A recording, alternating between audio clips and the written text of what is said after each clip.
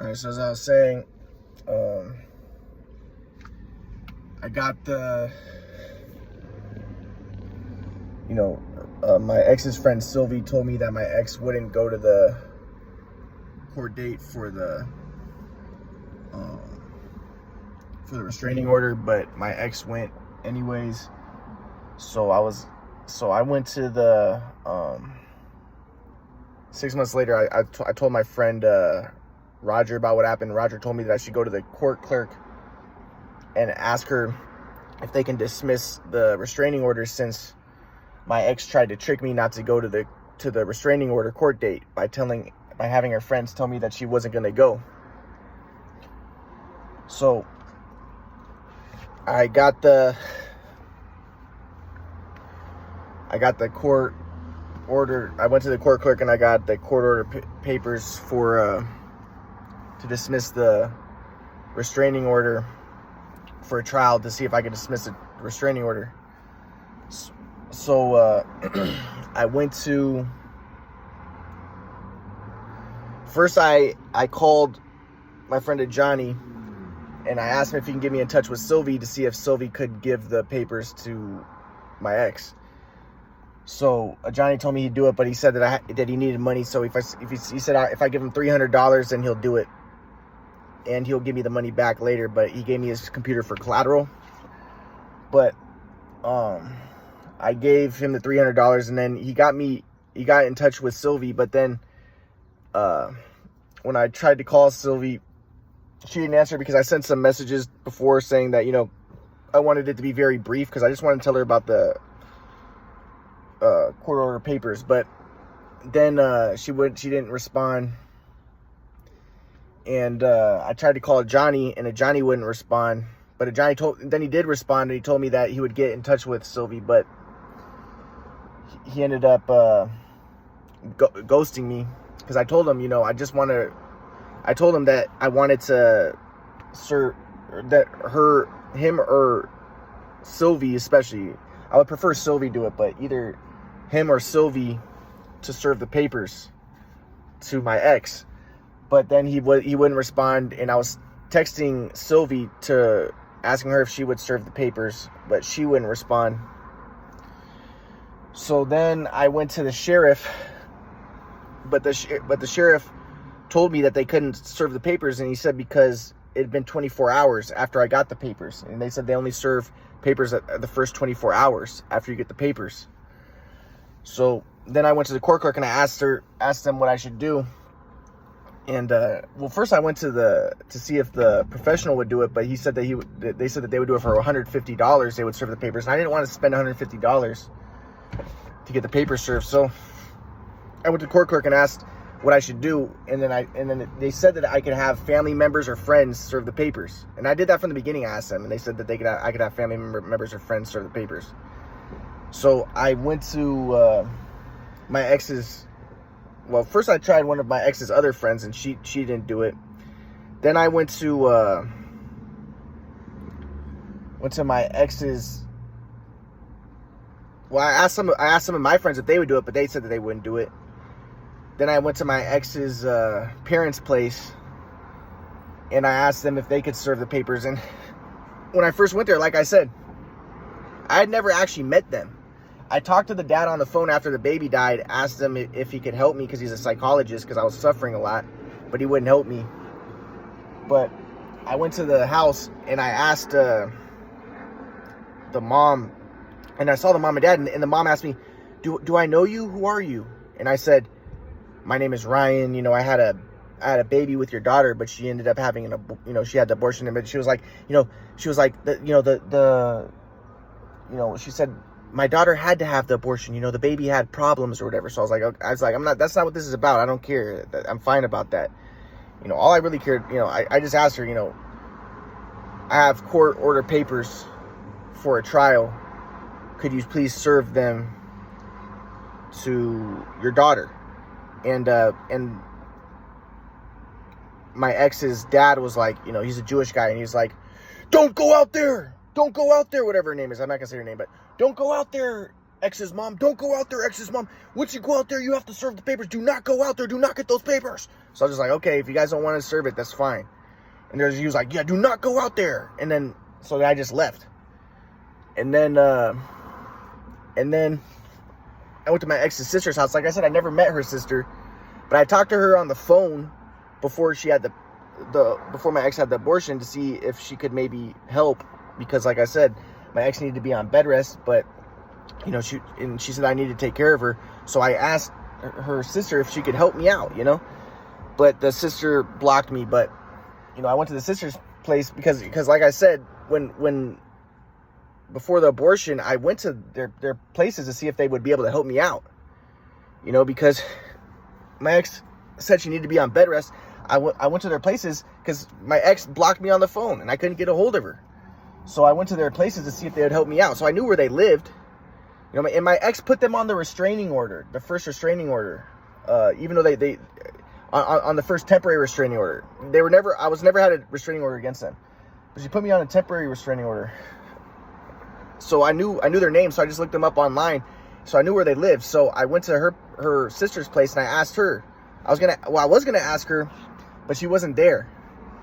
So now that's one thing that my ex is trying to do. She's like, I have video evidence that he went to my sister's house, and that's nothing. It doesn't mean I violated restraining order. So anyways, then my ex called my mom and she was like, I'm gonna get Ryan arrested and he's gonna go to jail. He's breaking the restraining order. And so I texted my mom. I said, Mom, I'm not breaking any restraining order. I'm just trying to serve some papers to my ex for a trial to dismiss the restraining order. So my mom, I guess she probably told my ex. But then, I tried my ex's family members, and then like I said before, and like I said, when I went to her mom's place, the mom was like, do I know you? Who are you? She didn't even know who I was. But, you know, I told her, I had a baby with your daughter, you know, all that. But she was at the abortion. You know, my ex's friend told me that all her family was at the abortion. Her mom, her sisters, or her mom and dad at least, and her baby dad, the Salvadorian guy who's a legal immigrant, I think. And like I said, that's the ironic thing. I was always a leftist and I was always anti-white and I wanted immigration. But then like I said, the poison I let out ended up destroying me. My own daughter was killed with an illegal immigrant, you know, there. So then, so then, like I said,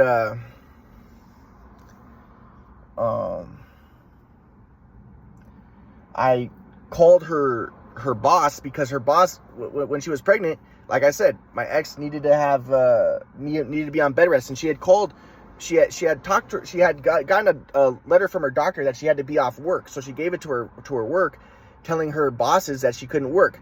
So, you know, like I said, I was supposed to be taking care of her while she's on bed rest, but like I said, I got upset at her daughter was acting crazy. I put her daughter outside, and then my ex told me to leave for the day, but she said that I would be able to come back later. But then I'm trying to call my ex and she wouldn't respond, and my ex was doing this the whole pregnancy because she didn't respect me. She'd be ghosting me. So I wanted to know what was going on because she needed to be on bed rest, and she said I needed to be taking care of her. So I went, like I said, I first went to her daughter's school, and this is where my ex was like, he's stalking my daughter. No, I went to her daughter's school to talk to the principal, to tell the principal, hey, my ex needs to be on bed rest in order for my baby to survive, and you know, her baby dad doesn't know that she's pregnant, and the baby dad needs to help take care of the daughter because she can't take care of the daughter and be in bed rest at the same time. So I wanted to get the principal to give me her baby dad's information, but the principal didn't give me the baby dad's information. But then, like I said, then my ex gave me a temporary restraining order, but on the temporary restraining order, she put the baby dad's name. So I looked him up and I found out where he lived. So, and she told me that he was a Domino's pizza man. So I just went to the Domino's pizza place that was close to where he lived. And I asked them, you know, can I talk to, you know, the baby dad? And they said, yeah, he's here. So I talked to him and I told him what was going on, that she was pregnant. He told me he didn't know that she was pregnant, and that, you know, and I told him what was going on, and I asked him if he could help take care of his daughter while she's pregnant, while she needs to be on bed rest. And he told me he couldn't help because he's too busy at being a pizza man. So, you know, then like I said, and like I said, sadly, he was there for the abortion, and my ex's friend told me that he was the last person that my ex talked to before she had the abortion. So I don't know if he probably encouraged her to kill my daughter, and he's a illegal El Salvadorian immigrant. And like I said, the ironic thing was I was always a leftist. I was always for open borders and stuff. I was for abortion, you know, because I was anti-white. I was anti-religion, you know. And then, like I said, the poison that I let out came back to bite me, you know. So then, like I was saying, I went to, so I tried to call the boss because when she was pregnant, I also went to the boss. When she was pregnant, she was supposed to be on bed rest, and I asked him, hey, can you help me to get in-home services for my ex? So, because she's not talking to me, and she said she needs someone to take care of her during her pregnancy. Can you help me get in-home services? And he told me he couldn't help me, but he said, he gave me his phone number, said if I ever need anything to give him a call. So I had his phone number. So I called him, and I asked him, I sent the message, you know, can you help me to serve papers to my ex? You know, I just want to serve some papers. So, but then, like I said, this was January of last year. Then my mom was texting me. She was like, you're going to go to jail. Your ex is saying you're going to go to jail. And I was like, no, I'm not. I didn't break any restraining order. So I called my friend who's a lawyer, Ryan Zelig, and asked him. I told him everything I did. And I said, am I going to go to jail? And he said, no, you didn't break any restraining order. He said, no prosecutor's going to prosecute you. You didn't break any restraining order. You didn't break any law. He said, so long as her parents and the boss and all those people don't have a restraining order against you, you can talk to them anytime you want. You can go. He said, you can go to her sister's place, her mom's place. You can talk to the boss anytime you want. They don't have a restraining order against you.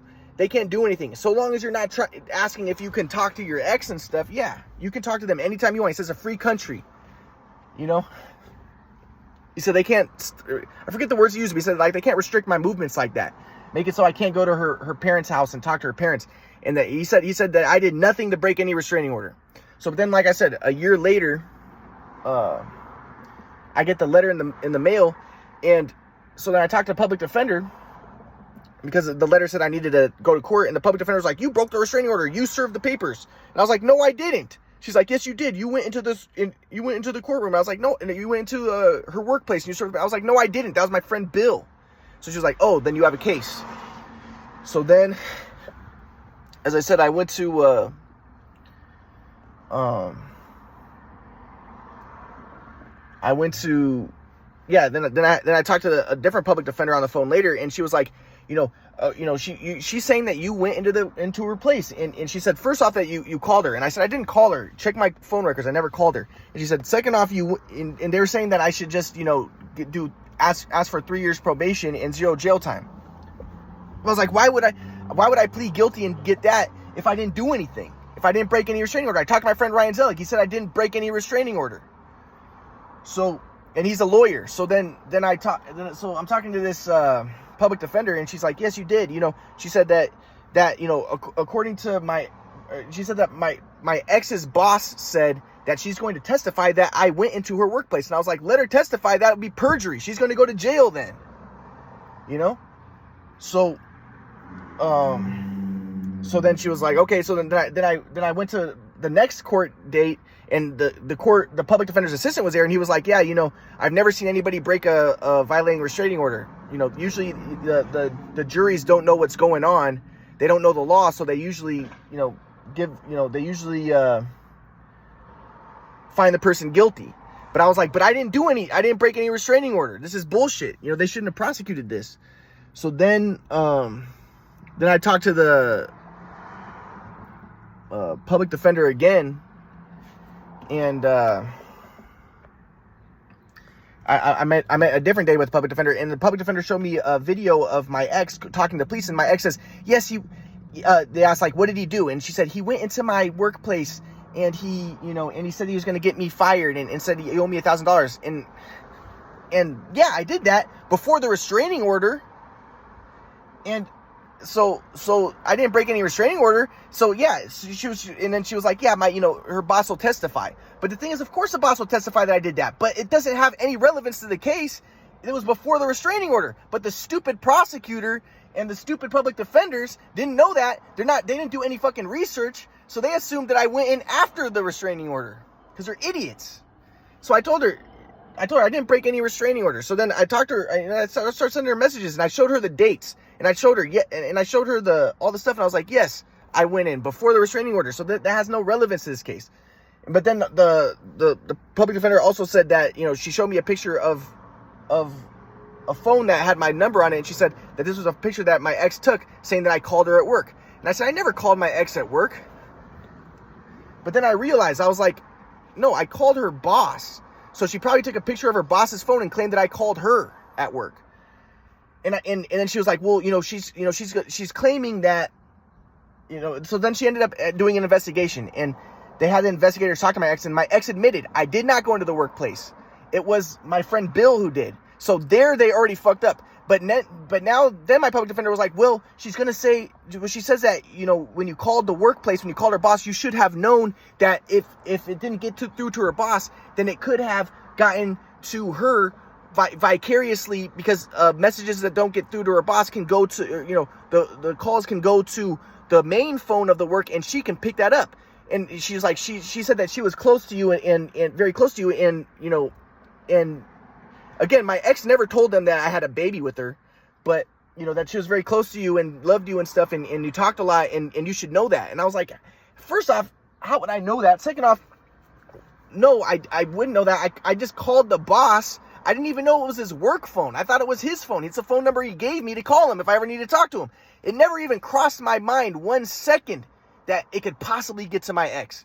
And even if it did, which it didn't, still, I was calling her boss. It's not hers, and she's not even a secretary. She works in the real estate. She's not a secretary. She's not going to pick up the phones.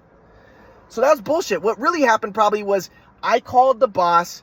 The boss told her that I called, and she took a picture of the phone number. She's like, he violated restraining order. No, I didn't. She doesn't know the law.